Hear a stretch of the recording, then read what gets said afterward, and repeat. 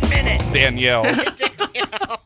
So we were talking yesterday about all of the earworming that this show does to people, where every time they hear the word awesome, Awesome! they start to shout it out like that. And Yeah. if they're watching the movie Seven, they just have to. They have to stay awake until the very end so that they can hear. What's in the box? And of course, they're singing our songs, and Danielle says it's bigger than that. She says, Rob, I'm a longtime listener. My husband and I always quote, laugh, and have fun with your shticks. Mostly, I love your storytelling. Aww. In fact, I purposely don't read or research any intriguing story until after you, Rob, have read it. Oh, God. I just enjoy the way that you interact with stories. But you've also ruined me forever. Did that to a lot of girls. You've been robbed. She says, I'm a realist. I've been in the food industry in my younger years. I don't live in denial. I'm fully aware of what happens behind the scenes, and I still eat out. Yeah.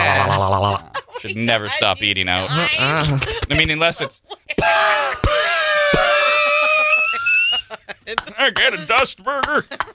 I still eat out, and I expect to consume a lot of unwanted items. So obviously she's referring to the fact that sometimes you say the wrong thing. Sometimes you don't even have to be rude. You looked wrng. People think you're too attractive. They're just in a bad mood. So they put stuff in your food. Ugh, they they drop it on the do. ground. It happens. Dawn never did it. No, when God, she no, I was, witnessed it. I was a Right. waitress for a really long time. Which, if in my you know, younger years. if you know anyone in the food service industry, you have never met anyone who did it. They've all seen it happen. I saw it all the time. There was one waiter that I worked with. He always spit in people's salad. Oh! Well, they were rude to him. Did you tell on him? No, no, we laughed. They were rude to him. They you were said? rude to him. And so at that time, it justified it for you. Absolutely. Oh. People can be Listen. Do you stand by that now? You know what? As being a former server, people can be rotten. They act like they own you, like you're their personal Servant. slave. You are, yeah. They're That's how they awful think to you. it, yes. That's how they think it. And so, you know what? Absolutely, we laughed. They got what they deserved. Hep C. Yeah, I was just going to say, what about these diseases that he might be spitting into these customers' food? So, I mean, look, You guys got to turn it into that. something to think about. No, there's a very it was fair. a fond memory. There's a very fair came up. line, right? One is, how would these people avoid having their food spit in? Be nice. Be nice. Treat them like human beings. Yes. Oh, and then the other question is, if you treat a server like they're your slave and you get Hep C from him, do you get what you deserve? You're going to get what you deserve. You get what you deserve. You fools. You get what you deserve. I don't know. That's for you to decide. So Danielle says, I still eat out. I expect to consume a lot of unwanted items.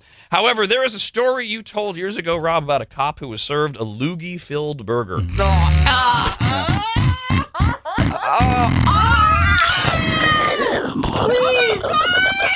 And I swear, she writes, sometimes when I order a fast food burger and it has heavy sauce, my throat thickens, my stomach curls, and I hear your voice describing how the spit stretched and slapped his chin. Remember that? That was actually earlier this year. That wasn't years ago. He found it because he bit in, and it was like a clammy one, and he had it tested, and it was. And remember, the guy got fired. That's a good burger. Danielle says, love your show, but yes, you earworm us maggots, and all of you stick with us forever. All right. God. Terrible. That's a juicy burger. Shut up, Brandon. What? I'm sorry, it's allergy season. Oh. There you go. That's better. Put that in a burger. Next email is from Jill. Hey, Jill. At the end of the show, the last segment of every show, we recognize that at 9:45 local time, people on welfare are just waking up. Oh. So we like to recap all of the things that have happened on the day's show. And what we usually use are emails that you send into the show that weren't really good enough to use on the show, but are good enough for welfare recipients to get an idea of what was talked about. And when we do that, we always refer to them as working Americans. Ooh. Jill writes, the blanking best is Brandon's noise at the welfare recipient snippet, which others have described as a gorilla noise. I don't know why they think it sounds like a gorilla. Monkey noise of some kind. This is from No. The Monkey Has Phlegm Too. That's better. Put that in a burger. Oh, ew. Oh, Jesus. Off mayonnaise unless I'm putting it on myself at home. Oh. God. Ah. How do you know the mayonnaise that you have at home wasn't tampered with at the factory? Oh, great. You know what happens as it goes by the old assembly line, right? Oh, come on now. Yeah, stop it. Dip it in. You know that's what Brandon and I would do if we worked on an assembly line. Hey, how many jars can we dip it into? 1, 2, 3. Oh, don't do that. I was just putting the tip in. You're gross. Ew.